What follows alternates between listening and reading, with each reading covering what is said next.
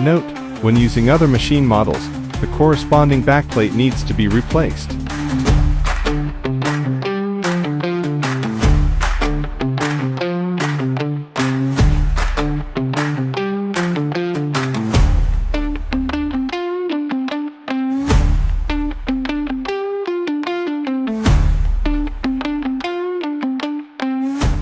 Move to ensure there are no obstructions during operation. Pay attention to the position of the fiber cable and avoid excessive bending to prevent breakage.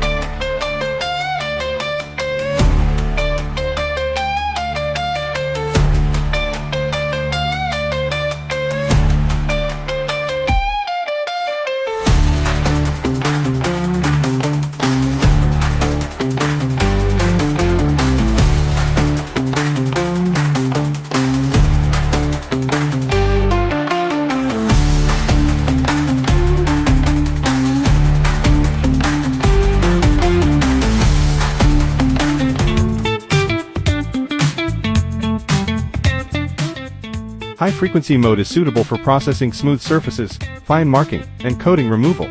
Low-frequency mode is suitable for deep engraving, cutting, etc. Additionally, you can adjust the power level on the power box.